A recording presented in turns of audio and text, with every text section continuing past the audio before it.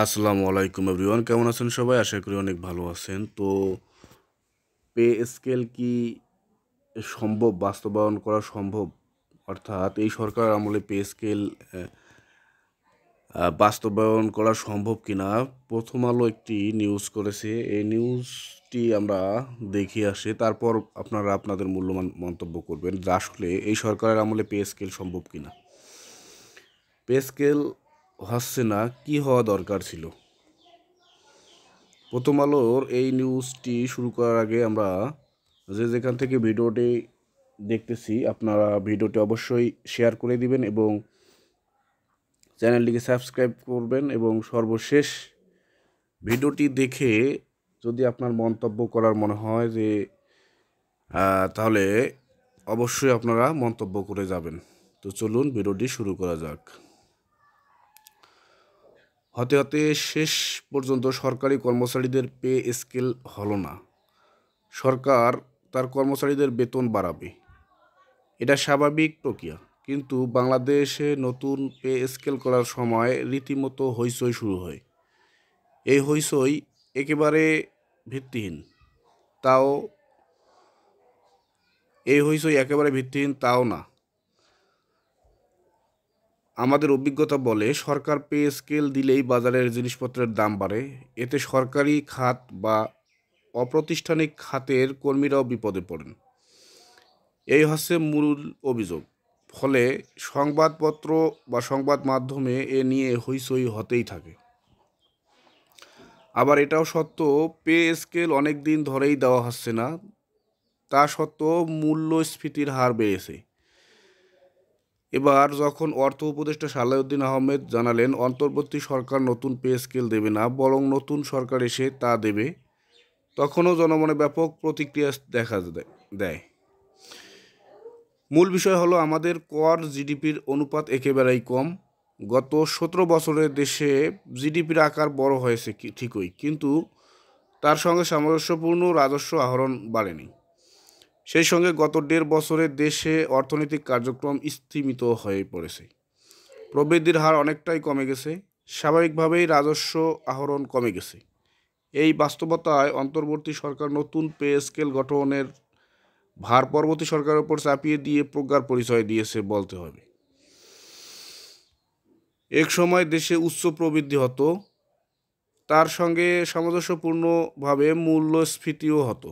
যদিও Russia Ukraine যুদ্ধ শুরু হওয়ার পর দেশে 3 বছরের বেশি সময় ধরে উচ্চ মূল্যস্ফীতি বিরাজ করছে। এক সময় তা 2 অঙ্কের ঘরে উঠে যায়। সম্প্রতি কয়েক মাসে তা কমলেও যে উচ্চ ভিতের উপর দাঁড়িয়ে 8%-এর বেশি মূল্যস্ফীতি হচ্ছে তা কম নয়। ফলে জনজীবনে তার প্রভাব নেই বললেই চলে। এ পরিস্থিতিতে সবারই বেতন বৃদ্ধি দরকার, তা অস্বীকার করার জো নেই। সরকার তার কর্মচারীদের বেতন বাড়াবে, সেটিই কাঙ্ক্ষিত। সরকারি চাকরিতে সর্বশেষ পে কমিশন হয়েছিল 2015 সালে। এর মধ্যে প্রতি বছর তাদের 5% হারে ইনক্রিমেন্ট হয়েছে, কখনো একটু বেশি হয়। অর্থাৎ তারা একই স্কেলে প্রায় 10 বছর ধরে চাকরি করছেন। বিশেষ করে নিচের গ্রেডের বেতন বর্তমান বাজারের সঙ্গে একেবারেই মানানসই নয়। অন্য সবার মতো তাদেরও বেতন বৃদ্ধি দরকার। যারা দুর্নীতি করেন তাদের কথা আলাদা, এ বিষয়ে বিতর্ক থাকতে পারে না। কিন্তু সরকার কেবল বেতন বাড়িয়ে জনজীবন সহনীয় করতে পারবে না, এটাও আমাদের সবাইকে বুঝতে হবে। মানে সরকার কেবল বেতন কাঠামো বাড়িয়ে জনজীবন সহনীয় করতে পারবে না, এটা আমাদের বুঝতে হবে। সবচেয়ে বড় কথা, সেজন্য দরকার রাজস্ব আদায় বাড়ানো। মানে রাজস্ব আদায় বাড়ানো দরকার। তার সঙ্গে সরকারি বেসরকারি খাতের ব্যবধানই রয়ে গেছে। রাজস্ব আদায় কম। বাংলাদেশ কর জিডিপির অনুপাত ঐতিহাসিকভাবেই কম। মানুষ কর ফাঁকি দেওয়া কৃতিত্বের কাজ বলে মনে করেন। অসাধু কর্মকর্তারাও তার সুযোগ নেন। সরকার রাজস্ব আদায়ে জোর দিলেও 2024-25 অর্থবছরে কর জিডিপির অনুপাত আরও কমে দাঁড়িয়েছে 6.6%। এর আগের অর্থবছরে এই অনুপাত ছিল 7.4%। এনবিআর এর চেয়ারম্যান সম্প্রতি গবেষণা প্রতিষ্ঠান সেন্টার ফর পলিসি ডায়ালগের অনুষ্ঠানে এই কথা বলেছেন। দেশের কর ফাঁকির পরিমাণ বাড়ছেই। সিডিপি সিপিডির মতে 2013 সালের আনুমানিক 2,26,236 কোটি টাকা কর ফাঁকি দেওয়া হয়েছে। এর মধ্যে কর্পোরেট কর ফাঁকির পরিমাণ অর্ধেক, অর্থাৎ 50%। সেই হিসাবে 2023 সালে আনুমানিক 1,23,118 কোটি টাকা কর্পোরেট কর ফাঁকি দেওয়া হয়েছে। সিপিডির গবেষণায় দেখা গেছে 2011 সালের পর থেকে দেশে আশঙ্কাজনক হারে কর ফাঁকি দেওয়া হয়েছে।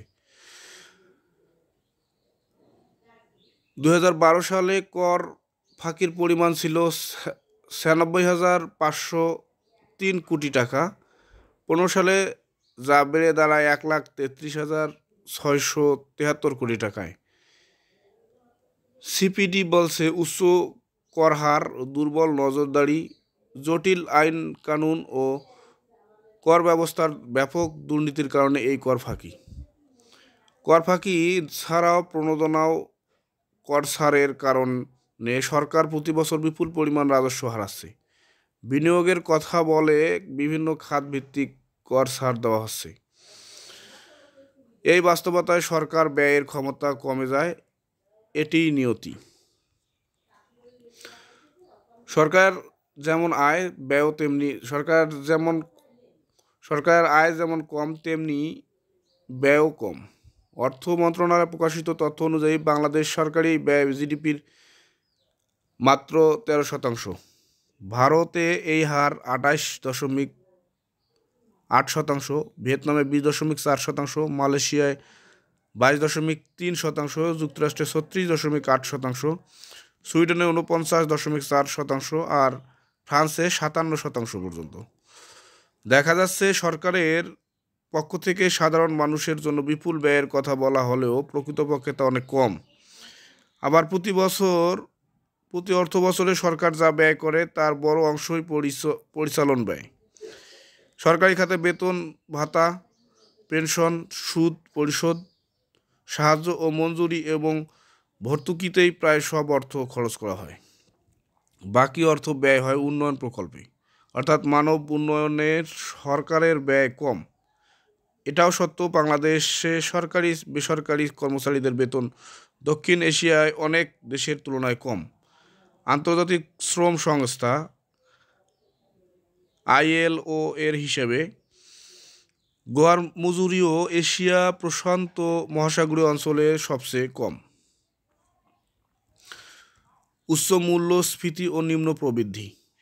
বাংলাদেশে এখন উচ্চ মূল্যস্ফীতির সঙ্গে নিম্ন প্রবৃদ্ধির বাস্তবতাও বিরাজ করছে।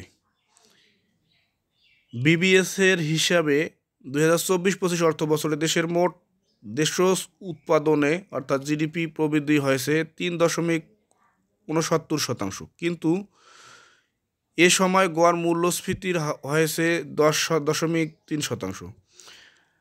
আশপাশের দেশগুলোর দিকে তাকানো যাক। 2022 সালে দেউলিয়া হওয়া শ্রীলঙ্কার চলতি বছরের বেশিরভাগ সময় মূল্য হ্রাস হয়েছে। অক্টোবর মাসে মূল্যস্ফীতি হয়েছে 2.10%। চরম অর্থনৈতিক সংকটে পড়া পাকিস্তানের মূল্যস্ফীতি 2023 সালে 35% ছাড়িয়েছিল, সেটি এখন নেমেছে 6% ঘরে। আমাদের মূল্যস্ফীতি 10% ভিত্তি থেকে 8% ঘরে নেমেছে। জনজীবনে তার প্রভাব নেই বললেই চলে। ভারতে মূল্যস্ফীতি এখন একেবারেই কম, 0.50%। নেপালেও তাই 1.87%। অর্থাৎ দক্ষিণ এশিয়ার এসব দেশের তুলনায় বাংলাদেশের মানুষ খারাপ আছে। এ পরিস্থিতিতে সরকারের কর্তা ব্যক্তিরা সফলতার কথা বলছেন, মূল্যস্ফীতির কমার কথা বলছেন তারা। মূল্যস্ফীতি কমার মানে এই নয় যে পণ্যের মূল্য কমেছে।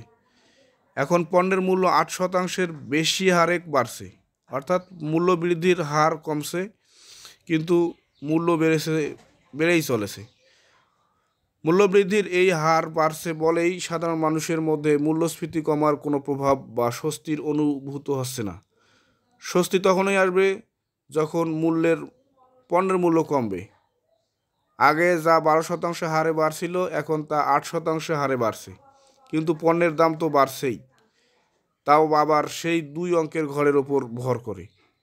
প্রধান খাদ্যপণ্য চালের দাম এখনও বাড়তি, অন্যান্য পণ্যের দামও প্রতিবেশী দেশের তুলনায় বেশি। বেড়েছে দরিদ্র, কমেছে বিনিয়োগ। বর্তমানে দেশের মানুষের আয় ও কর্মস্থানের উৎস আগের চেয়ে কমেছে। 3 বছরের ব্যবধানে দরিদ্র কমেনি, উল্টো বেড়েছে বেশ। দেশে এখন দরিদ্রের হার 27.93 বা 28%। সরকার হিসেবে 2022 সালে এই হার ছিল 18.7। বেসরকারি গবেষণা প্রতিষ্ঠান PPRC economic dynamics and mood at household level in mid 2025 শীর্ষক গবেষণায় প্রতিবেদনে বলছেন, দেশের জনগণ এখনও 3টি সংকটের প্রভাবের মধ্যে রয়েছে: কোভিড-19, মূল্যস্ফীতি বা অর্থনৈতিক অনিশ্চয়তা, রাজনৈতিক অস্থিরতা ও ব্যাংক ঋণের উচ্চ সুদের কারণে বেসরকারি বিনিয়োগ এক ধরনের স্থবিরতা বিরাজ করছে। ফলে বেসরকারি খাতে ঋণ প্রবৃদ্ধি কমে গেছে। গত অর্থ বছর জুড়েই তা 7% আটকে ছিল। চলতি অর্থ বছরের শুরু থেকে তা আরও কমে গেছে।